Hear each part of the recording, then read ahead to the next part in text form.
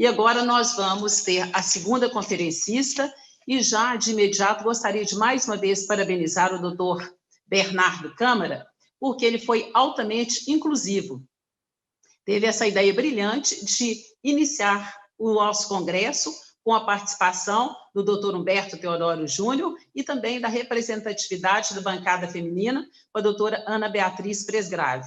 Então, isso é muito bom. E, mais uma vez, digo que isso, para nós, nos enriquece, nos dá um acalento muito grande para verificarmos que houve uma capilaridade muito grande na construção desse evento, doutor Bernardo. Parabéns.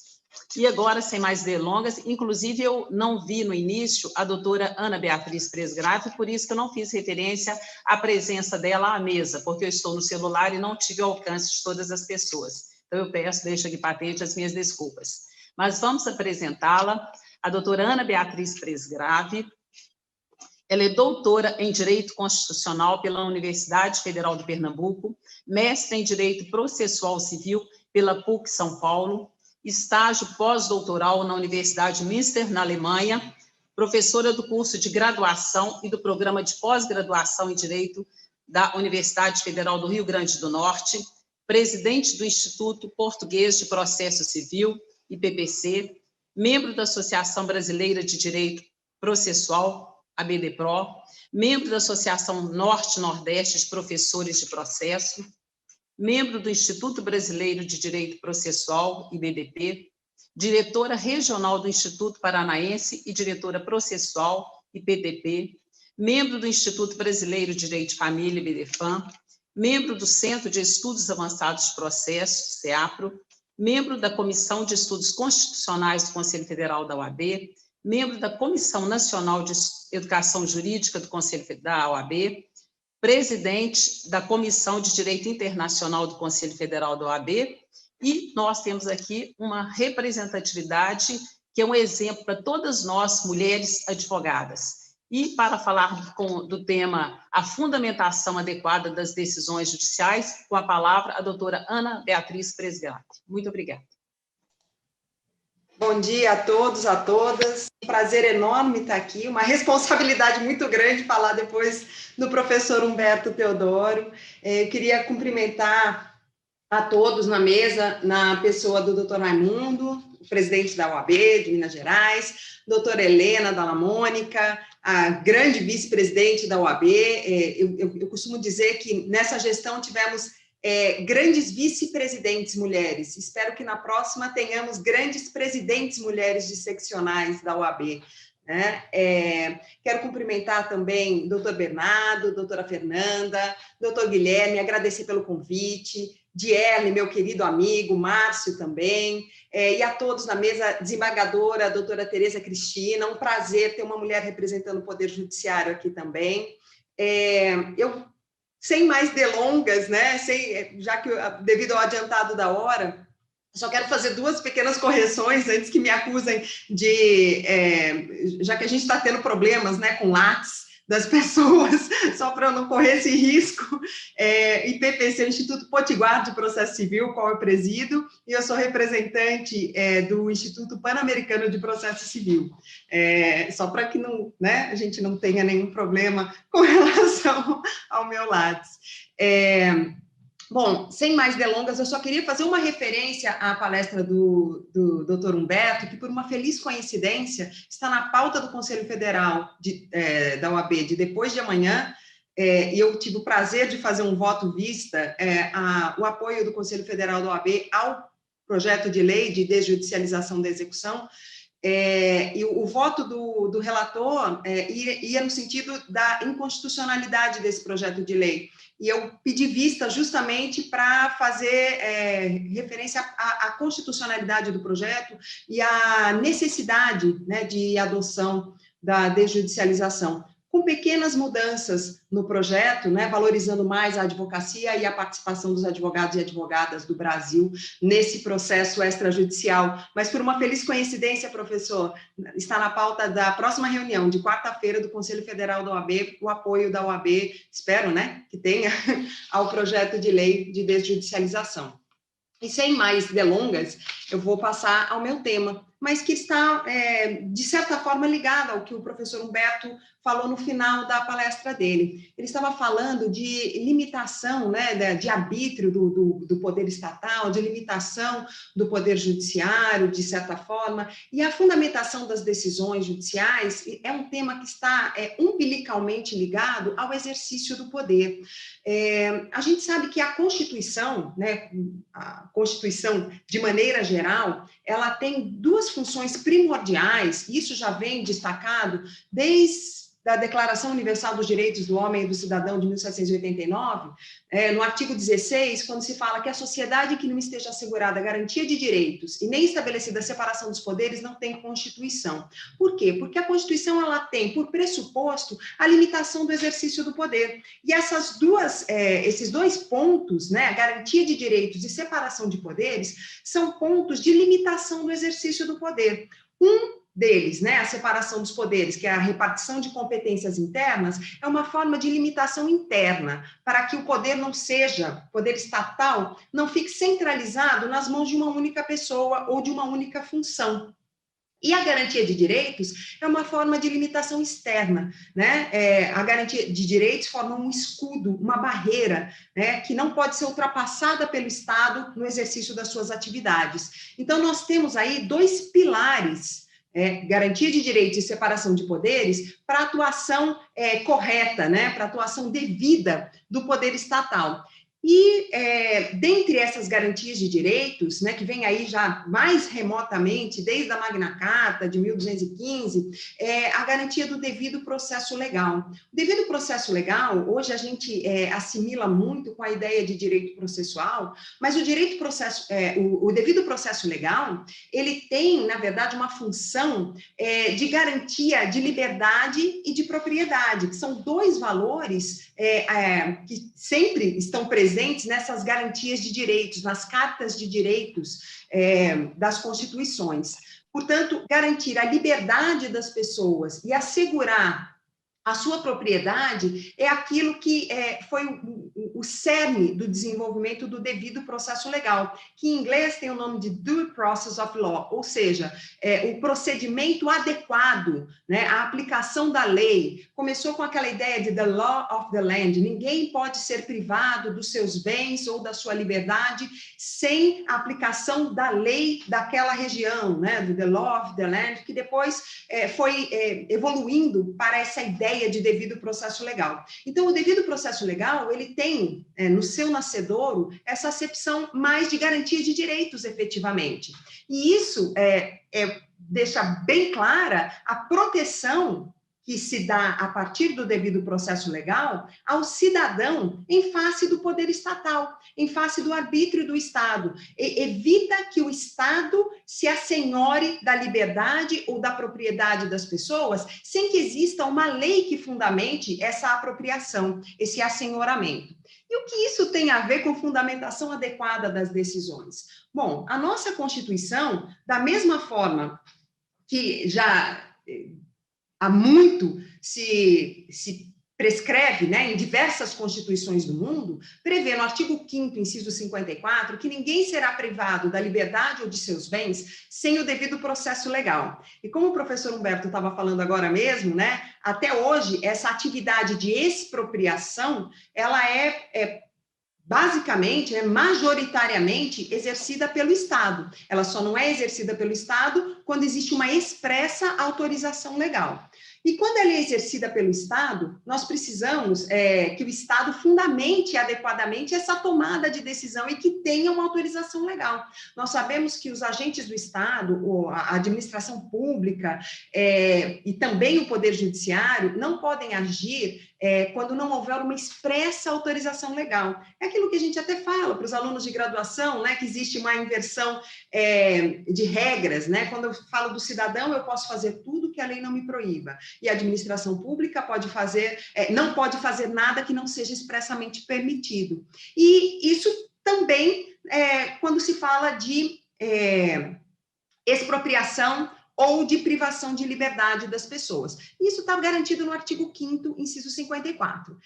E um pouquinho mais para frente na Constituição, a gente sabe que os direitos fundamentais, eles não estão todos limitados ao artigo 5º, nós temos direitos fundamentais espalhados pela Constituição, nós temos um outro direito, que, ao meu ver, também se configura como direito fundamental, que está no artigo 93, inciso 9, que é o direito fundamental à publicidade e à fundamentação das decisões tomadas pelo Poder Judiciário. No inciso 9 do artigo 93, está escrito que todos os julgamentos dos órgãos do Poder Judiciário serão públicos e fundamentadas todas as decisões, sob pena de nulidade.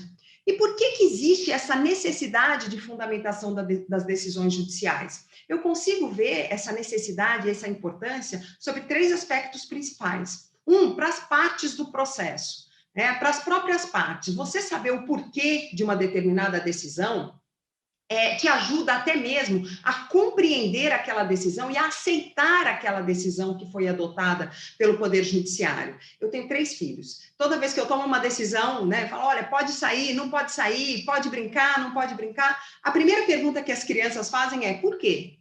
Porque quando você explica, quando você expõe as razões que te levaram a tomar aquela decisão, aceitar a decisão fica muito mais fácil. O famoso porque eu sou sua mãe não funciona, né? É o tal do argumento de autoridade que não funciona. E aí a pessoa, ao invés de aceitar a decisão, ela se sente uma vítima daquela decisão. Ela se sente injustiçada. E aí a gente tem um aumento exponencial do número de recursos, porque as pessoas não se sentem contempladas, elas não se sentem parte daquela decisão. Além do mais, é importante também, é importante para as partes, para que elas compreendam e para que elas aceitem com mais facilidade, é importante para os terceiros, porque aquilo dá um norte de como o Poder Judiciário tem se comportado a respeito de determinados temas, e assim consigo, de certa maneira, prever como deve ser a minha atuação, então me dá uma certa segurança jurídica, uma previsibilidade de saber que o Poder Judiciário se comporta de determinada maneira com relação a determinados aspectos, porque aquilo está devidamente fundamentado, a decisão ela não foi tomada aleatoriamente. E, em terceiro lugar, para o sistema jurídico como um todo. Todos nós sabemos que o ideal de um sistema jurídico é que ele seja coeso, é que ele seja íntegro, e que ele seja coerente internamente. Para que a gente tenha essa coerência, essa integridade sistêmica, é fundamental que as decisões, elas tenham um padrão de fundamentação que seja adequado e que reflita efetivamente o direito que está sendo aplicado. E para isso, como é que eu faço? Então, como é que eu faço para fundamentar adequadamente as decisões? Eu falaria de cada um dos pontos, mas eu vou fazer um recorte por 2 pontos previstos no artigo 489, parágrafo 1º, devido ao adiantado da hora, mas que são fundamentais e que às vezes passam desapercebidos.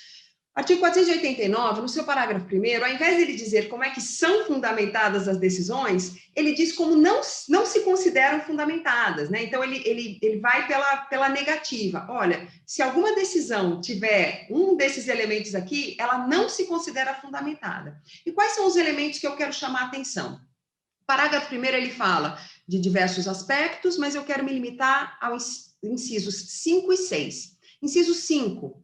Não se considera fundamentada uma decisão que se limitar a invocar precedente ou enunciado de súmula, sem identificar seus fundamentos determinantes, nem demonstrar que o caso sob julgamento se ajusta àqueles fundamentos. Ou seja, o inciso 5 fala de quando uma decisão judicial está invocando um precedente ou um enunciado de súmula de tribunal superior ou do próprio tribunal, e quando ele não faz a devida circunstanciação, ou seja, vejo quais foram as razões determinantes, e essas razões determinantes estão na fundamentação da decisão que é usada como paradigma, as circunstâncias, as razões determinantes que estão sendo utilizadas para julgar a decisão, aquele caso concreto que está sendo usado, em que está sendo usada aquela decisão paradigma. E o inciso 6, que é, na verdade, o inverso, é quando eu deixo de usar. 6. Deixar de seguir enunciado de súmula, jurisprudência ou precedente invocado pela parte, sem demonstrar a existência de distinção no caso em julgamento ou a superação do entendimento.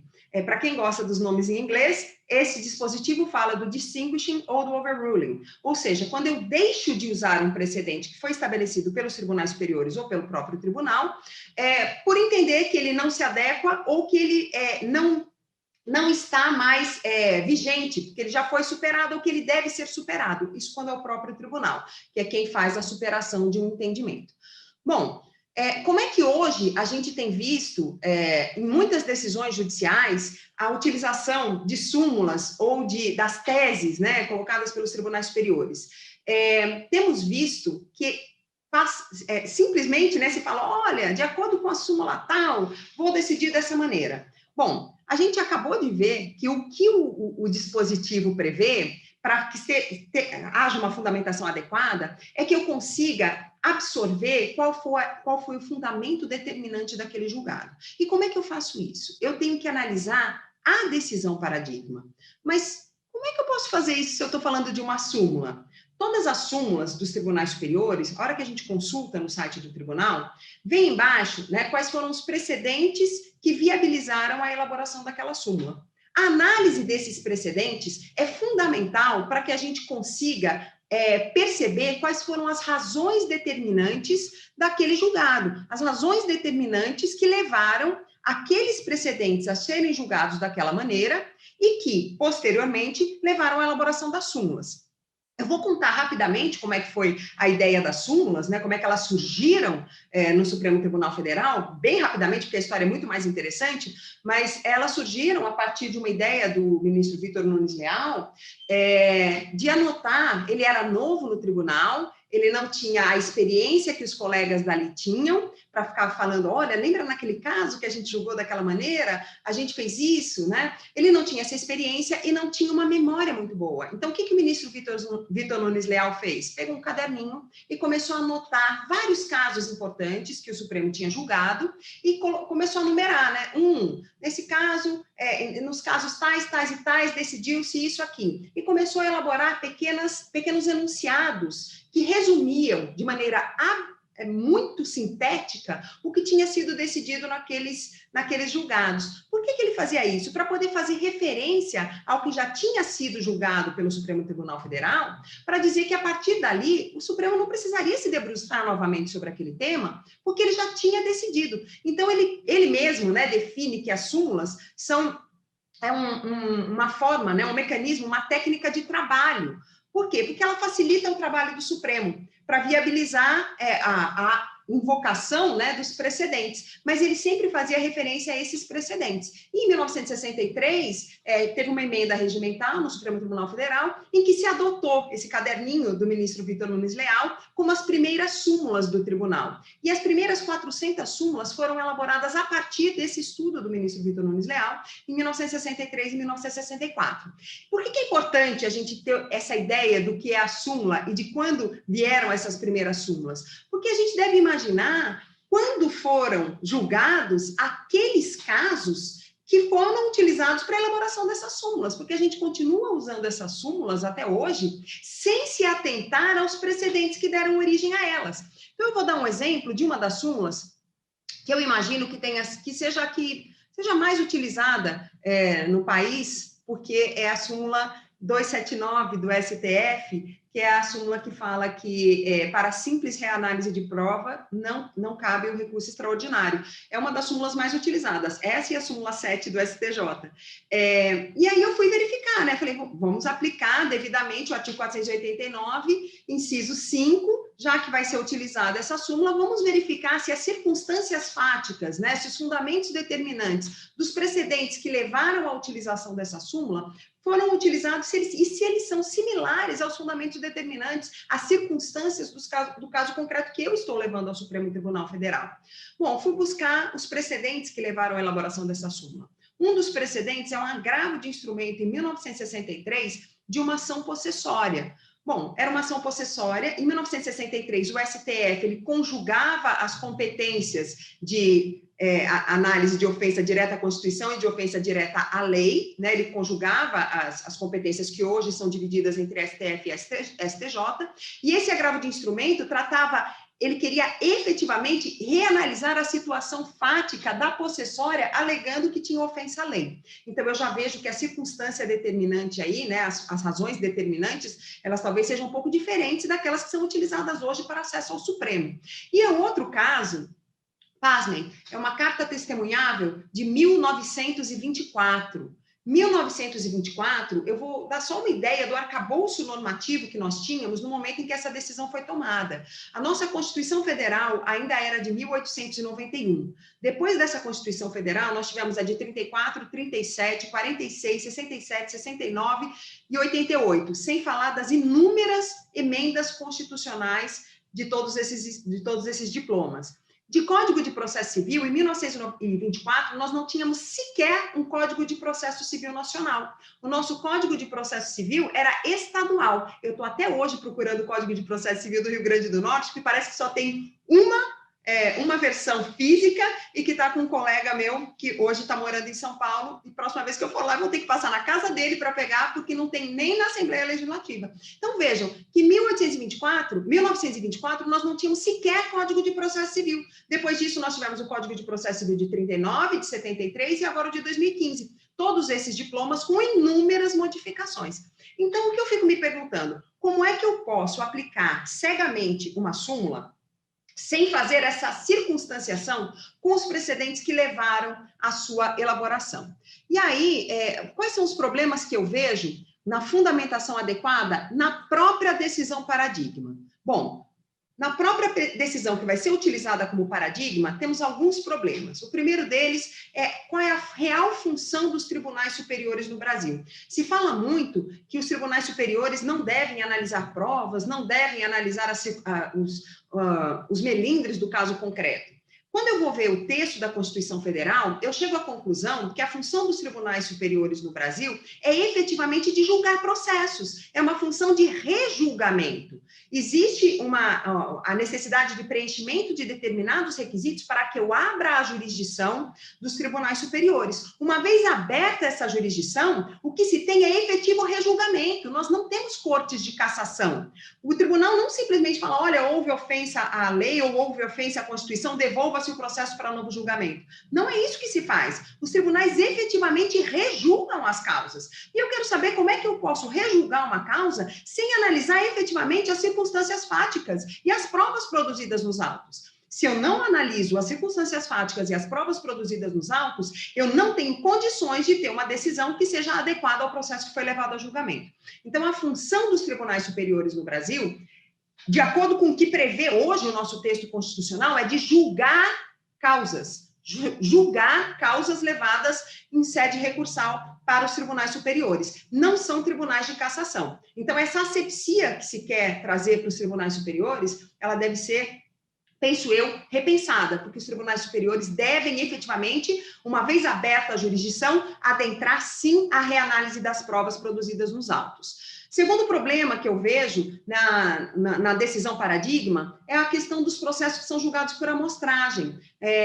Muitas vezes, quando eu tenho essa pinçada, né, dos processos que são levados para julgar por amostragem, eu deixo de lado circunstâncias fáticas de determinados processos que foram deixados, né, na instância inferior e que são circunstâncias fundamentais, às vezes fundamentos diferentes para um mesmo pedido. Às vezes, o mesmo pedido de indenização tem uma fundamentação diferente, né? Tem uma razão diferente de pedir, tem uma causa de pedir diversa. E essas circunstâncias são desconsideradas quando eu elaboro essa decisão paradigma por amostragem.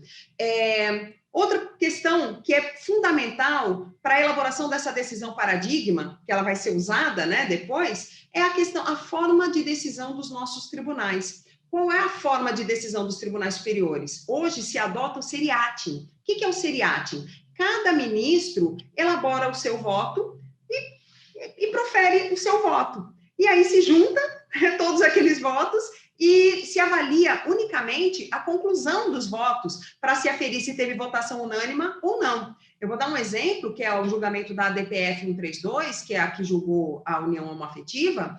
Cada ministro elaborou um voto, cada ministro elegeu um princípio e cada ministro elegeu uma linha de raciocínio para chegar à conclusão de que deveria ser aceita a união entre pessoas, a união afetiva entre pessoas do mesmo sexo. E aí eu fico me perguntando, qual é o fundamento determinante? Qual é o posicionamento da corte? Enquanto a gente tiver esse formato seriatim, eu fico com uma dificuldade imensa de descobrir qual é o fundamento da corte, qual foi a razão determinante daquele julgado ter sido julgado daquela maneira. Eu vou levar em consideração só o do voto do relator? Mas o voto do relator, ele teve fundamento diverso em outros 5 votos, né? Então, às vezes, eu não tenho nem maioria qualificada nos fundamentos determinantes, e aí fica realmente muito difícil eu adotar essa teoria dos precedentes judiciais se eu mantiver esse formato de decisão no acórdão paradigma. Outra questão são as teses que fogem do que foi discutido nos casos paradigmas. Então, eu tenho, por exemplo, a súmula vinculante número 11, que é aquela que fala do uso das algemas. A hora que a gente vai buscar os acórdãos que foram utilizados como paradigma para a elaboração daquela súmula vinculante, a gente não vê, em momento algum, em nenhum dos precedentes invocados, trechos da súmula vinculante que falam das penalidades administrativas e criminais para quem, né, descumprir o uso da súmula vinculante. Então, são teses que fogem da discussão dos casos concretos invocados, né? Isso, para mim, é um flagrante caso de inovação judicial, que ofende o artigo 2º da Constituição, que fala da repartição dos poderes. E um outro problema da decisão paradigma, que eu acho que é extremamente grave, que a gente, às vezes, não se apercebe dele, que é o fato de existir recorribilidade interna das decisões que são tidas como paradigmas. No Brasil, a gente tem uma curiosa situação de stare decisis antes de stare decisis. Por quê? Porque um recurso repetitivo, por exemplo, que é usado como parâmetro para a elaboração de uma tese, ele está sujeito a recursos internos dentro do próprio tribunal. Vou dar um exemplo, a súmula vinculante número 12, que fala da gratuidade da taxa de matrícula nas instituições de ensino, nas instituições públicas de ensino superior. Um dos casos que foi levado, né, que foi utilizado como parâmetro para a elaboração da súmula vinculante número 12, ele foi objeto de diversos recursos internos, e 3 anos depois, no julgamento de embargo de declaração, num agravo interno de um recurso extraordinário que foi elevado, que foi considerado para a elaboração dessa súmula vinculante, fez-se a modulação de efeitos da súmula, 3 anos depois. Por quê? Porque existia a possibilidade de recursos internos antes do stare decisis efetivo, né? Então, é uma situação curiosa de stare decisis antes de stare decisis. Mas também temos problemas na utilização desse acórdão paradigma, né? Então, esses problemas, eles têm a ver com a decisão utilizada como paradigma. E agora, na decisão que usa o acórdão paradigma, né? Eu vejo sempre a necessidade de circunstanciar essa decisão. Então, um dos problemas é a não utilização dos precedentes que foram utilizados para a elaboração das teses ou das súmulas. O exemplo, para mim, mais dramático é esse da súmula 279, né, que os precedentes utilizados, ao meu ver, eles estão absolutamente descontextualizados, né, do cenário atual normativo. Um outro problema, às vezes eu tenho situações que são juridicamente idênticas, como eu só aplico a tese, né, pelo enunciado e não pela circunstância levada em conta na elaboração dos precedentes, às vezes eu tenho situações juridicamente idênticas, mas que são faticamente distintas. Vou dar um exemplo, a DPF 132, que fala da união homoafetiva, e a situação do poliamor. Né? Por incrível que pareça, o CNJ, a partir da DPF 132 e de alguns julgados do Superior Tribunal de Justiça, determinou que todos os cartórios realizassem os acordos, né? Os contratos de convivência de pessoas homoafetivas. Mas o mesmo CNJ, considerando o mesmo arcabouço de decisões e o mesmo arcabouço normativo, determinou que os cartórios evitem, né, que não recomendou que os cartórios fizessem os mesmos contratos de convivência de pessoas que querem viver relações poliafetivas, né? E eu fico pensando por quê, né? Se as razões determinantes que levaram à aprovação, né, e ao julgamento da DPF 132 são basicamente aquelas que defendem a liberdade, a igualdade, né, a não discriminação, a gente pega os fundamentos determinantes daquele voto, eles fundamentariam tranquilamente o poliamor, né, as relações poliafetivas, a poliafetividade. Segundo problema, dada a generalidade e abstração desses enunciados, eles não permitem a aplicação em situações que são juridicamente parecidas, mas ele permite a aplicação em situações que são faticamente parecidas, mas juridicamente muito distintas, né, como o caso da multiparentalidade. Já estou terminando, Camila, já estou me encaminhando aqui para o final. Como o caso da multiparentalidade, que foi estabelecida pelo STF a partir de um parâmetro de afetividade e de preservação das relações afetivas, e que foi utilizada pelo STJ para determinação de uma paternidade biológica exclusivamente para fins patrimoniais. Então, a gente percebe que existe uma certa desvirtuação da utilização desses precedentes. E uma questão temporal também, né? Esses paradigmas, eles são elaborados a partir de determinados casos concretos que ocorreram muito antes daquele tribunal chegar àquela determinada decisão. Então, nós temos que ver, né, qual era a previsibilidade, qual que era o parâmetro decisório que eu tinha dos tribunais quando houve a efetiva prática dos atos que são levados a julgamento em juízo, e não no momento da decisão, em que a decisão é tomada. Se a gente for ver, a previsão constitucional é de que a súmula vinculante, ela vincula a partir do momento em que ela é publicada no Diário Oficial. E aí eu defendo que uma das formas de você fazer esse distinguishing, essa distinção da aplicação da súmula vinculante, demonstrar que quando o ato foi praticado, aquela súmula ainda não era vinculante e aquele entendimento ainda não era o entendimento que poderia direcionar a atuação dos jurisdicionados. Bom, só para terminar, sei que meu tempo já acabou, me parece que nós sofremos da síndrome de Cinderela. Temos um problema enorme, que é o excesso de processos levados ao judiciário.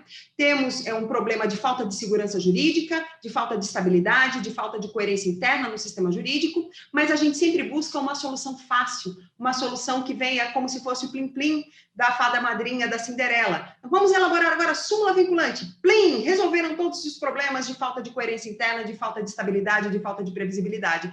Só que não é assim. As soluções para problemas complexos, normalmente elas são mais complexas e demandam uma mudança estrutural, uma mudança na base, que começa pelo próprio ensino jurídico. Então, era isso que eu tinha para dizer. Peço desculpas por passar um pouquinho do tempo. Muito obrigada. Doutora Ana Beatriz, nossos melhores agradecimentos e dizer que a sua extraordinária didática demonstra coragem, uma capacitação técnica jurídica assim, ímpar, e dizer que isso aí nos motiva, isso aí nos confere coragem. Eu falo que o exemplo é a melhor forma de trazer outras pessoas, e principalmente para jovens advogadas, jovens advogados, mostrar essa área que é tão importante para o nosso caminhar jurídico. Então, eu devo dizer que essa sua maneira de ser tão intensa realmente nos contagia e mostra que a esperança pode ter vida própria. Muitíssimo obrigada, Vossa Excelência, por essa honra de estarmos juntas aqui hoje, neste momento tão importante, que hoje estamos aqui com mais de 12 mil inscritos, parabenizando mais uma vez o doutor Bernardo Câmara, toda a sua equipe, ao doutor Raimundo Cândido Júnior, que acolheu prontamente esse grandioso evento, e dizer que, principalmente, como ele disse, os nossos funcionários, porque a base, o operacional, ele é necessário para que possa florescer conteúdos tão brilhantes, inovadores quanto este. Então, deixo aqui o nosso muito obrigado a todos os senhores e está encerrado esse primeiro painel. Muito obrigada.